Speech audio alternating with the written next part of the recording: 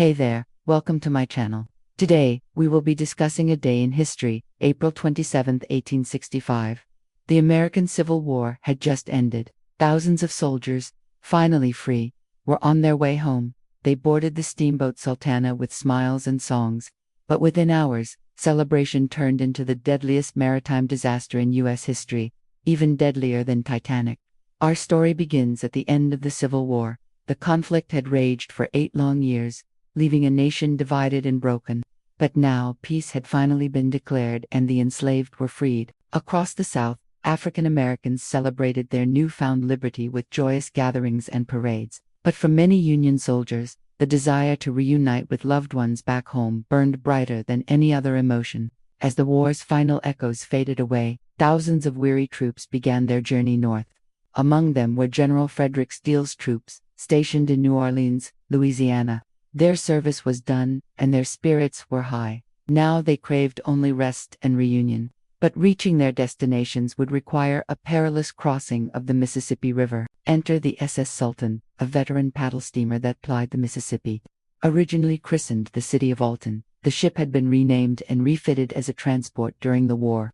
Its hull bore witness to countless stoppages along the Mississippi, serving as a floating barracks for soldiers. Designed to carry 376 passengers, the Sultana had become a de facto prison ship, crammed with twice its capacity.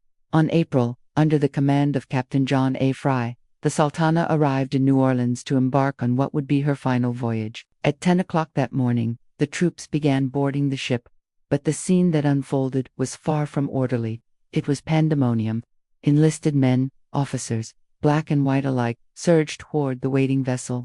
According to one survivor, the crowd appeared to be a solid mass, surging and swaying like a mighty ocean. They clambered aboard without ceremony or supervision.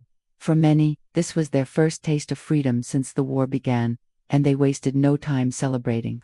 Songs filled the air as happy voices echoed across the water. As the crowds pushed on board, the ship listed dangerously to one side, but the captain, eager to depart and make room for another load of passengers, ordered the ship untied and set sail upstream against the current.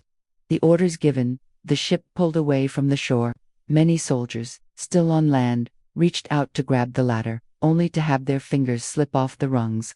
The boat moved swiftly away from the New Orleans shoreline, leaving many stranded on the bank and forcing others to leap aboard as the vessel sped up the river. Once all were safely on board, or rather as safely as one could be, on such a crowded ship, the Sultana steamed northward towards Memphis, Tennessee, where many hoped to catch trains home. Among the passengers were several hundred recently freed slaves, some formerly enslaved, now reunited with family members. The chaos of boarding had scattered them about the ship. Now they searched frantically for their loved ones in the throngs of humanity.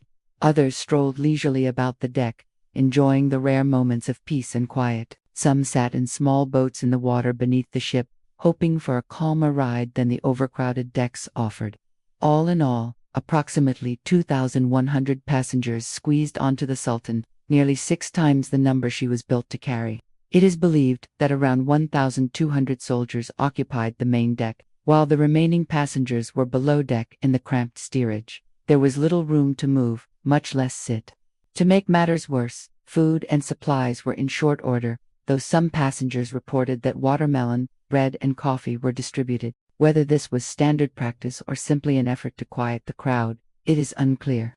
In the crowded space, men slept shoulder to shoulder, packed tightly together. The heat from their bodies, combined with the stench of stale waste and human excrement, made for a potent cocktail of discomfort. Still, the soldiers endured, dreaming of home and the sweet relief of reunion. But the Sultana had a dark secret, one that would soon be revealed in the most horrific fashion imaginable. As the ship steamed up the Mississippi, life went on for the passengers. Men sang songs and told stories of their wartime adventures, sharing jokes and tobacco. Some wrote letters to loved ones, pouring out their hearts on paper for the last time. Others simply gazed out over the river, lost in thought about all they had endured, and all they had yet to come.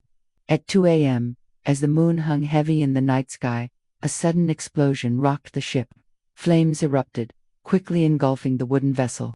Screams filled the night as the passengers realized the ship was on fire and rapidly sinking. Amidst the chaos, men struggled to find purchase on the crowded decks, slipping and falling into the frigid waters of the Mississippi. Others desperately searched for lifeboats or anything that might float. In the darkness, people cried out for help, their pleas echoing unanswered across the silent river. Captain Fry raced to the front of the boat and leaned over the railing, shouting to those below, "Take everything out of your pockets! Take everything out of your pockets!" He urged them, realizing that heavy items would only pull them down in the water. But amidst the cacophony, his words were lost and the doomed passengers did not heed his advice. One survivor recalled seeing soldiers standing in the river waist deep, holding on to pieces of the wreck to keep themselves afloat. Another described how the burning ship looked like a huge funeral pyre. Some jumped into the river with life preservers fashioned from blankets or barrels, while others clung to any piece of debris that might keep their heads above the water. And then there were those who simply stood on the burning ship, hands raised in supplication to the Almighty, offering their last prayers as the flames crept closer. One man later recounted, "I saw a large number of soldiers standing on the deck with their hands up, like the attitude of persons praying, and in a few moments they were all floated off and burned to death." Sadly, the number of survivors is unknown. However, of the 2,100 passengers and crew, only 300 are believed to have lived through the disaster. The rest either burned to death on the ship or drowned in the strong current. In fact, the river was littered with bodies for miles downstream.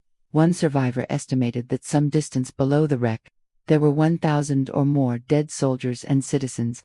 Though the ship sank just 20 miles from Memphis, rescue efforts were slow to come. In the aftermath of the explosion, some survivors managed to swim or float to nearby shore, only to be detained by Confederate soldiers who suspected them of being spies. Meanwhile, others were spotted waving their arms and calling for help, but it took hours for anyone to come to their aid. By the time the sun rose on April 28, the river was littered with corpses and despair.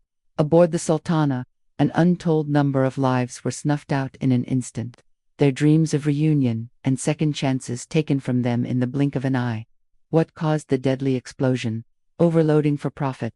The ship was designed to hold 376 passengers, but was instead crammed with more than twice that amount. This placed immense strain on the ship's structure and systems, including its boilers. But there was another factor: poor boiler repair. Witnesses reported that the boilers were old and in poor condition, having been patched up countless times throughout the war. Shortly before the disaster, the ship had been in dry dock for repairs, but these appear to have been inadequate. On the fateful night, when the ship was fully loaded and sailing against the current, the boilers likely became overheated and burst. Many believed that negligence and greed also played a role. Officials wanted money for every extra soldier crammed on board, so they overlooked safety regulations and the ship set sail. Today, the legacy of the Sultana continues to resonate. Though it remains the deadliest maritime disaster in U.S. history, it is little known. At the time, the tragedy was overshadowed by the assassination of President Abraham Lincoln, which occurred just days earlier. Along the Mississippi near the site of the disaster, a memorial plaque and monument stand to honor those lost. They bear witness to the sacrifice and suffering of those who perished aboard the Sultana. The Sultana Disaster serves as a haunting reminder of the cost of greed and negligence. It was a tragedy that struck not only at the end of a brutal war, but also at a moment when hope for the future burned brightest in the hearts of the Union soldiers. The Sultana carried men who had survived the horrors of war, only to die in an inferno of greed and neglect, a tragedy deadlier than Titanic, but almost erased from memory. So remember the Sultana, the paddle steamer that promised freedom's dawn, but delivered only death and despair. May the souls of those lost aboard find peace at last, their sacrifice forever etched in our collective memory. That's all for today. Thank you for watching.